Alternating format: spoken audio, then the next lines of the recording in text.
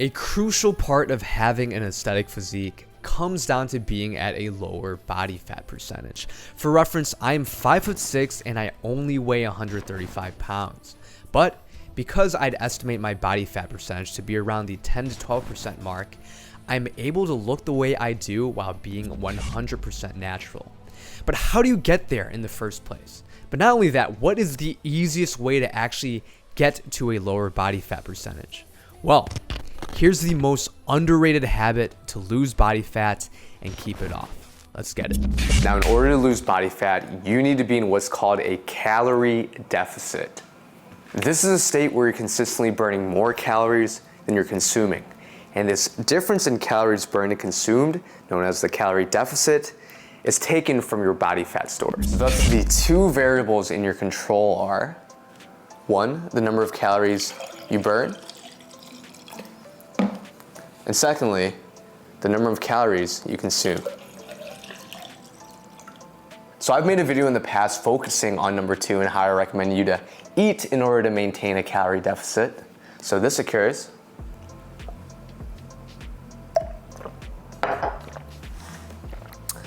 However, in this video, I'm gonna be focusing on number 1, so this occurs. Let's get into it. By the way, you might be wondering what exactly it is I'm pouring. Well, it is MyProtein's Clear Whey, which is pretty much the best macros on a protein powder I have ever seen. It's literally 20 grams of protein, no carbs, no fats, 80 calories. And the best part is that it tastes like juice, so it doesn't even feel like you're drinking protein powder in the first place. Use code PATH 40% off. Immediately when people think about trying to burn more calories, they think about going to the gym, working out, but in reality, lifting weights doesn't actually burn all that many calories for what it's worth. But that's fine, because the goal of lifting weights is to build muscle, gain strength. And while building muscle will marginally help you burn more calories in the long run, it is a marginal amount. For every around 10 pounds of muscle you put on, you're gonna be burning an extra 70 calories sedentary, so it's good because it's passive, right? But overall, lifting weights isn't a reliable way to actually lose body fat, especially if you're coming from a position where you're at a higher body fat percentage. So ultimately, treat working out as a way to get more aesthetic through looking like a Greek god, you know? So then the next thing people think about is cardio, whether it be Stairmaster, running, elliptical, maybe even higher intensity activities like boxing. Now, these are all great ways to burn more calories, and I always recommend you choose the form of cardio that you personally prefer the most, but inevitably, there's gonna be people out there that just don't like cardio or don't have the time for it. Which brings me to the most underrated form of cardio, but for it to make sense, I need to explain a concept known as NEAT. NEAT stands for non-exercise activity thermogenesis.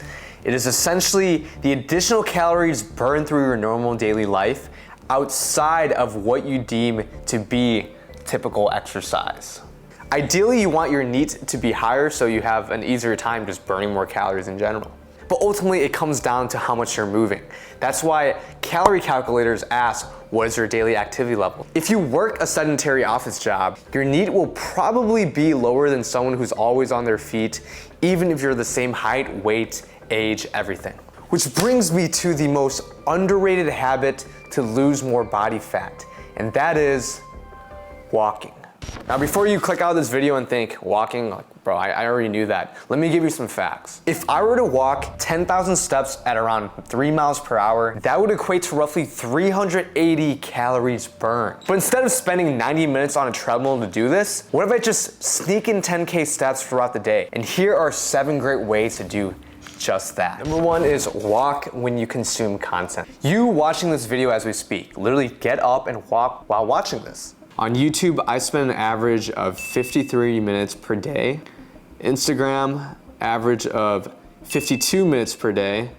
And then TikTok, an average of 44 minutes per day.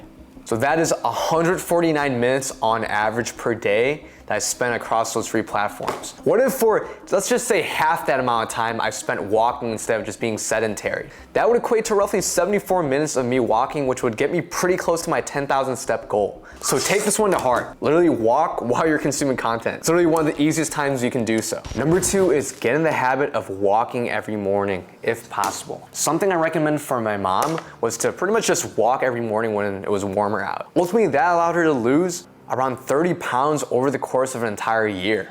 Now, some people are busier than others or have different schedules, so I understand this might not be possible for everyone. What I'm trying to say is have a dedicated time each day to go out for a walk. Now, if you're struggling with developing strong fitness habits in the first place, or maybe you're not seeing results that you want to be seeing in the gym, then I highly recommend you apply to my exclusive one-on-one fitness coaching program, where the first month is literally all about you being consistent and getting you developing those habits from a workout and dieting perspective. So if you're interested, make sure to secure your spot before December 26th. I'm basically going to be running a contest where you can win prizes for anyone who joins prior to December 26th. So in order to actually secure your spot, apply in the link in the description, and then either me or my assistant Jordan is going to reach out. Look forward to working with you.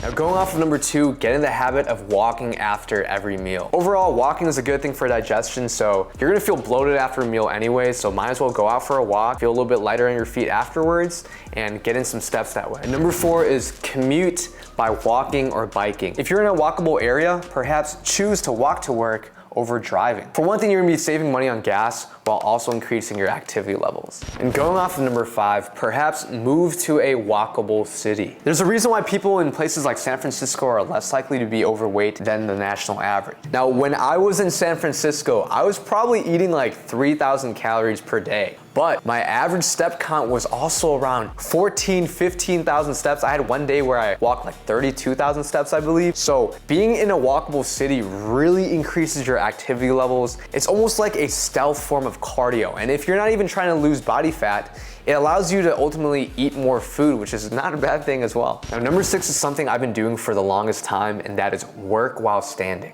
I find this especially effective because if I'm working while standing, I'm more likely to pace around as I think. That's why I specifically go to coffee shops with high seats. I end up not even sitting down, I just literally pace around. Now, if you're at home, I highly recommend you get a standing desk or even under the desk treadmill if you're really trying to get your steps in. It's a great way to make a sedentary job way more active. Like seriously, imagine taking your 30-minute call where you normally don't do anything but fill your balls. Now you're walking while doing it, and that's 30 minutes of cardio. And number 7 is to give yourself a goal. Whether it be 8,000 steps, 10,000 steps, 15,000 steps like when I was in San Francisco. I find that if you gamify it and you really get in the habit of checking your step count and trying to really reach your goal and stay committed like that, you get this sense of momentum where you want to keep your daily activities high. And for those that already track their steps, you can probably relate to this, but if you don't hit your daily step count at the end of the night, sometimes I just like pace around my house to try to hit it. That's how committed you get when you start gamifying things. So that was the most underrated habit to lose body fat, and 7 ways to make that happen. And think of it this way, if you make it a habit to get your daily step count now that it's cold out, imagine how easy it is going to be during the summer. You're going to be burning more calories, it's going to be easier for you to lose body fat, and it's going to be a win-win overall. So take this video to heart. Thank you guys so much for watching this. Subscribe if you want to see more videos like this. Leave a like if you enjoyed it. Comment down which of the 7 tips was the most helpful, and I'll see you all in the next one. Peace.